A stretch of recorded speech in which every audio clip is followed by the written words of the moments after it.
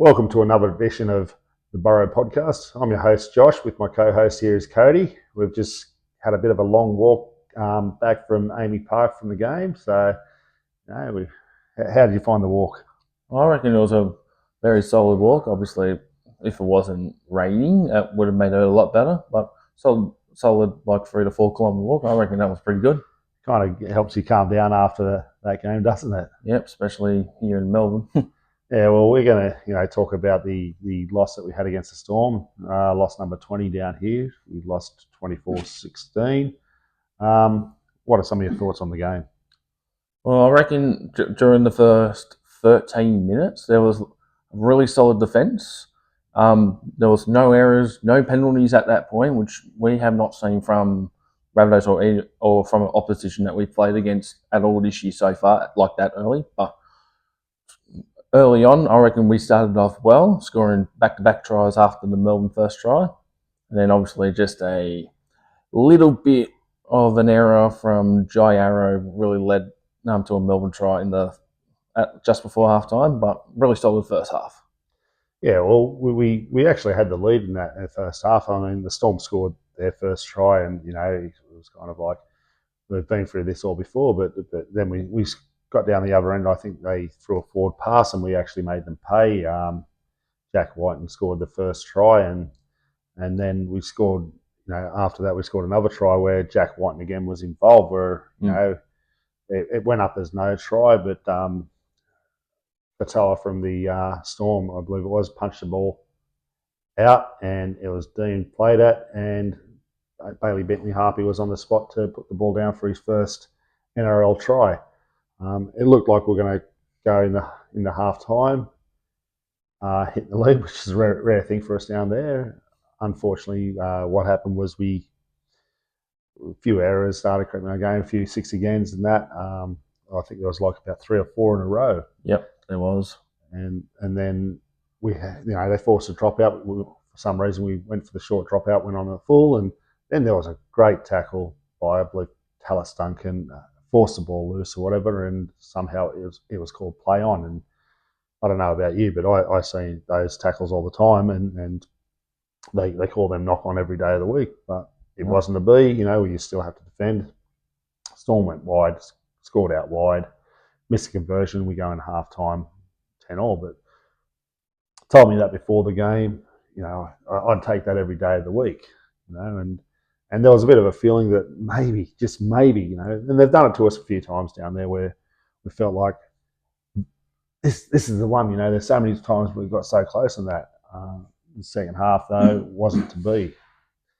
I think from the kickoff, we failed to get the ball, although Campbell Graham did everything he could to try and keep it hidden, but and ball just hit the little bit of the sideline, and that's how Melbourne got their first try of the second half. Well, before that, it was actually they looked like they were going to score from the scrum, and Jai Gray, tremendous try saving tackle on Fulongo out wide, forced him out in a touch and that, and we actually had a very good set of 6 and got down the other end, and then from there, Melbourne Storm put a kick up, and it didn't look like much was happening, and then Katoa just come and jumped over Bailey Bentley Harpy, a bit of an experience there. Got the ball from him and was able to go, and score. They were able to score the try from that, and then they were up, by 6. We're still in the game then, and then what happened next was Latrell, and it didn't look good. He was sent, to the sin bin for 10 minutes. What are your thoughts on the Latrell tackle? Well, I honestly think that was a bit of a harsh call. I mean, it seems like Fulongo was just slipping before Latrell was going up to him, and then it was a little bit high, but there wasn't much in it, and it wasn't intentional. And yet, he goes to the bin for 10 minutes, and we're down a player. Unfortunately, I'm on the opposing view. I actually thought it wasn't good, and I, he could have probably pulled out of it, and although there are mitigating circumstances, that Barlonga was falling, he did get himself down, but I can't see how he gets away with, been only a fine. I think he gets several weeks for that. Yeah, and he also Falongo did get concussed, and he was ruled out for the rest of the game as well. Well, that's the thing. I mean, how many weeks do you see him getting? Like, what do you think that deserves? Well, I reckon it'll be probably 2 to 3 weeks at minimum, but we know Latrell's done this similar thing quite a few times before. But I think 2 to 3 weeks probably be the best for him. Well, yeah, there's that, and that's the problem I have with the system is, at times there's other charges that actually count against you and make things worse, But this is one that it was at a critical time, although in that period of time they got the penalty goal from that and they weren't able to score any other points, which is a credit to our defence. One player down, we were able to hold them out. Yeah, I mean that's something that even with a team with one less player, that shows you how solid we were defence-wise throughout the whole game. In that period, there was another try that looked like we all thought the Storm scored, and then all of a sudden, we see the ref going up as no try, and again, it was Jai Gray there to save the day, and not only get him to force, make him force to lose the ball, but we actually got the 20 metre restart, 7 tackles set, a great effort. There was another time, I think, in that period, I think we got a penalty and finally get a penalty. We weren't getting many at that stage. Right. Failed to find touch. And, they're the sort of killing things that you can't do against Melbourne. No. And, you those sort of errors, you find yourself defending more, which you can't afford to do. No. Just can't. Especially against a team that's very successful in down it. The Storm were also able to score another try after that and pretty much put the game beyond doubt, a 14-point gap. However, the boys didn't give up, and that's been the trend all year. They've, no matter what the scoreline, they keep fighting. We've seen it against the Bulldogs last week, down 32-0, and at the end still fighting to not let them score another try, and that's credit to them. It's credit to their fitness and that. That's one thing I found this year, their fitness. We've had a lot of cruel luck with injuries, but they never give up. No, we don't. And we were able to score a late try to Jack White and scored his second try, and Latrell nailed the conversion to get us within 8 points. After that, I think we were attacking the line again, and it was looking. Well, before that, I think it was probably the worst captain's challenge you've ever seen. Yeah. I mean, I don't know what Melbourne were thinking. It was the right decision. It was a penalty, and Ryan Pappenhausen was going to stay on the field, which we kind of were all blowing up about. And anyway, they went up for the challenge, and next thing you know, he's sent in a sin bin. Yeah, that was such a stupid decision from Melbourne, and they were thinking, why would they be doing that? Just to waste time or something, and one of their players goes into the bin for the rest of the game. Well, almost, there was a couple of players that we wish we had back in that 10-minute period. I mean, Jai Arrow running across the field and then losing the ball, our first attacking set, there was time left in the game for us to perhaps maybe put a bit of doubt in Melbourne with the player down, and then I think we made a break with Jack White on the wing. He thought he could beat the guy, but in the wet weather, you can't afford to be that close to the touch line, and he was taken out touch. But as I repeated before, Jack White did score the second one. Latrell kicked the conversion from the sideline, put us within 8 points. After that, there wasn't much time left, but we had another attacking play, and had we scored there, you've got 2 points, and we've seen Latrell down there before kick a 2-point field goal. So he nailed one from almost halfway, and he was able to, it almost cleared the dead ball line. We've seen that a couple of years ago. So it was a possibility. Had we scored there, who knows what happens. And we could have broken the streak there, or even gone to golden point. But it wasn't to be, another error. I think throwing the ball around, then Latrell kind of tapped it back to Lewis Dodd, who came on a bit later in the game. We saw a bit of a reshuffle, and it was quite interesting to see that Jai Gray was on the wing. Yeah, that's something I wouldn't have seen. After he was starting on the bench, and then Cody Walker ruled out. Then he goes to 5'8" and playing on the wing. How did you feel that he went on the wing? I reckon he did. I think he did pretty well on the wing. I mean, not his normal position, like because he was in. He started as a half in New South Wales Cup and that, and then came the first grade playing fullback. But I didn't think he'll play in the on the wing or even in the centres at all at some point. Well, this is his first game in the NRL starting in the halves. He started as 5'8" today, and what did you make of his game? Yeah, I reckon Jai Gray was very solid today. Hands down, he was like we say each week. He's been carrying the team in a lot of ways throughout each game, and he's been hands down our best player. You can never fault his efforts. You know, one thing he's very strong in is the effort areas. But you know, I think what today showed that even if he was even at full strength, if he was a 14, he could make a very valuable 14 coming on, and if he needed, there was even times that he switched with Jack Whiten where he was in the centres and Jack Whiten was on the wing. So like only a couple of times, but it's quite interesting to see that sort of thing happen.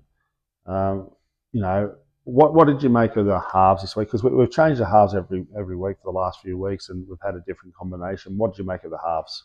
Well, I thought for Walker and Sullivan could have been a good one, but Cody and Bud been a good one. But obviously, due to Walker being injured again, I think Jai Gray, I think he did very solid in the halves, but Sullivan, no, he was very quiet tonight, to be honest. Well, there was, the most of the kicking was done by Latrell. I think he made over 500 metres with his kicks, and that's just amazing. And I think one thing that does is having Latrell kick so often, it kind of feels like it takes away from his game. There was very limited, I think, between Jai and Bud. They kicked 4 times overall, so for just over 100 metres.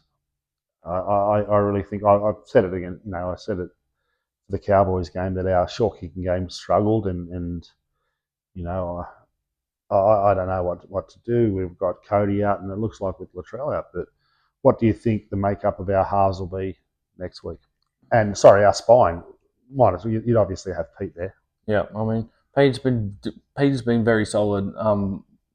For at least for the last few weeks since the Dragons game back in round 2, I think he's been very solid, and he did play well tonight. He's been outstanding. But for next week for our spine, it's going to look interesting. I reckon where Latrell will be gone for sure. I think we'll go Jai Gray at fullback, Lewis Dodd, and I think this is going to be highly unlikely. I reckon we should give Josh Schuster at 5'8" and Lewis Dodd at 7 to go. That's an interesting call. I can't see Josh Schuster getting the starting spot, especially at 5'8" at the moment. He's just coming back as well. I think they'll go with Bud to be number 6, which I think he's actually more suited for. He's a running sort of 5'8". I think we've struggled with organisation, and while Lewis Dodd probably hasn't set the world on fire, sometimes you just got to give him the keys and say, here you go, here's your chance. We're desperate at the moment because of our depth in that. I believe AJ could be a chance to come back this week for the Magic round, which will be a big inclusion. He'd take the place of Bailey Bentley-Harpe. Another interesting thing was, and I thought it was actually quite a good decision, especially defensively, is having Campbell Graham play on the wing up against Xavier Coates. Yeah. How do you think that Campbell handled that? I reckon at the start, I was wondering why, what he was on the center, on the wing and swapped with. I think it was Bailey. I think he swapped with. It was Zaya Tass. Or Tass, the other winger. I reckon because of how tall Graham is and compared to the rest of our backline, I reckon that was a solid start. And Stretch tonight, he did his part. He obviously wasn't enough because. I reckon he did solid tonight, but I think obviously they could utilise him a lot more better in the centres. It's going to be interesting to see the make-up side next week. I mean, who knows what other suspensions we get out of it, and you would think that Latrell is going to spend some time on the sideline. Right. hopefully not too long, because we certainly need all players on deck. Yeah. And what do you make of Latrell's game? Well, Latrell being back at fullback, I think that was definitely the right call. I know throughout the week, a lot of people were thinking like, why is Jai not on starting, or why was Jersey 14? But if you look on the bright side, it was going to change eventually. Anyway, before our stars come back, I think Latrell at fullback was solid tonight. No, obviously, kicking out on the full was not the best decision, and going off for 10 minutes did affect the team a bit. But I think he did all right tonight. Look, I probably think a little bit differently to you. I think there's a way that maybe have Latrell attack as our fullback, and possibly Jai defend as our fullback. I see merit in that. And although a lot of times defensively, like especially early in that first half, I thought defensively we were very strong, and Latrell barking orders at the back there, and just wondered. But at the same time, there was some lapses in the middle that I thought there was a couple of lapses that I think with Jai Arrow at one stage made two great tackles, and then got up, and then he they kind of got through where he was, where he should have been, and got us on the back foot. But all year our scramble's been quite good. We've seen that with the two try savers of Jai. But I do think that there is sometimes merit maybe having Jai defend it fullback, where we get his run meters and that. Yeah, I can definitely agree with that. I mean, Jai defensively is great, but I think with him being at fullback for the next few weeks, at least for the time being, I think that's what he's going to pick up his game and defend very well. Who was your standout player today? Would definitely say Jai Gray, saving not one but two try saves, both within a few minutes of each other as well, which is outstanding. And for a little guy as well, for his size, just amazing. And we say like he's been our best player for majority of our games for our 2025 as well. Well, he certainly captured the hearts of all Rabbitohs fans and people in the Burrow. And not only that, a lot of fans of other clubs, are talking about him and just love the size of the heart of Jai. It's not very tall or whatever if you've been next to him or whatever, but he's all heart. He's all heart and soul. Sure, he doesn't have the size, but the speed, that's what he has. Well, for me, I actually thought Jack Whiten was our best. He involved in all three tries, scored two of them, and the third one, well, he did lose the ball, but it was raked out though, and made a couple of line breaks as well. He just gave it his all. He did everything he could to help us try and get over the line. His best game to date this year so far. Oh, I agree with that. Now, that's your second year down at Amy Park. Tell us a bit about your experience there. Well, I definitely say this year was definitely a lot better compared to last year. I mean, yes, last year we conceded 54 points, I believe it was, but we did score 20. But this year, I reckon, was a lot better. And for the Melbourne fans, they are very rowdy, them Storm fans, and they're giving it to us, and we're giving it to them as well. I find that they don't create much of an atmosphere during a game. Yeah, they were quiet for a bit of a lot of the game. They got their most vocal right in the last 2 minutes of the game. Saying they were doing this na wave goodbye that kind of chant, and it was actually still there. Yeah, but they were doing it to their own fans. It was their fans leaving early, which I don't know. I'm one that always stays to the end. I think we are both like that. And all the booing to Latrell as well after what he did as well. I just don't get it. Like, why do fans hate on Latrell so much about stuff? He's a polarising character. I think we can both agree with that. Yeah. He rubs people up the wrong way, but you know what? That's a character that he plays, and he plays it well. But sometimes he really laps that up. Unfortunately, today got better of him, and look, hopefully, he serves his time, learns his lesson. We keep saying he learns his lesson, but he can come back better. And we certainly need we need all players on deck. We've got a lot of injuries at the moment. Yeah. And I haven't heard what else of anyone injured tonight. We've only just got back to the hotel after the game after a long walk. Um, you know, the funny thing though is that it's every year we go down there, we feel disappointed or whatever, and next year we'll be back. Will this be the year? Will this be the year? Yeah. We've said that for 25 plus years, and we've gotten close, but not enough. But we need our best team on deck, and that's the thing that we haven't had for a while. I believe it was round 1, 2023, where we had all the players on deck, and that lasted all of 7 seconds with Junior Totola taken out in the first tackle of the game. Speaking of Totola and the forwards, again, I think we only had one forward this week make over 100 metres. It's been a problem for the last few weeks, and that was Keon Kalamatangi. But I think I was impressed by Ewan Aiken, who made 50 tackles, Pete Mamazella's 49 tackles. But we're not winning the forward battle. Both Campbell Graham and Jack White, I think Jack White was our best. He made over 170, and Campbell made about 150 metres. So they did a lot of work.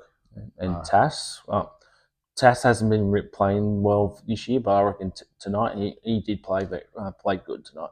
Yeah, fair point. So next week we've got Magic Round. I believe you guys may discuss that later in the week anyway, but you're heading up there.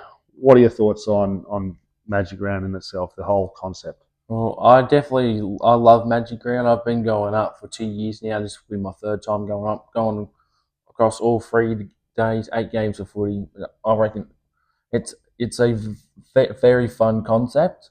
Obviously, people will make fun of like what games are playing and like that should have been better games, but can't expect much. But I reckon Magic Round's definitely fun and definitely worth going. Yeah, well, I wouldn't want to be the team that misses out. Unfortunately, while we've got a odd number of teams, there's going to be one team that misses out. But luckily, it's not us. Yeah, well, we've actually got a very good record up there. Last year was our first loss. Yeah, we are 4 wins and 1 loss, I believe it is. Yeah, well, Newcastle next week, and they haven't been travelling too well. They've lost 5 in a row now. So, hopefully, we can get a couple of players back next week. I know Lockie Hubner will be back. Yeah, AJ, we possibly. Outside of that, I don't think there's many others that'll be back.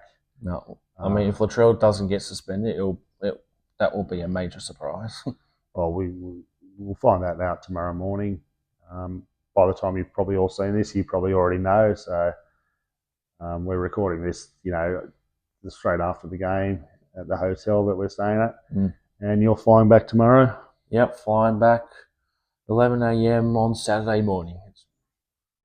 Well, safe travels. And, one thing I've got to say, Anzac Day is the second year in a row, and it's a very special day. Been a very special day down here. And, don't forget to like and subscribe.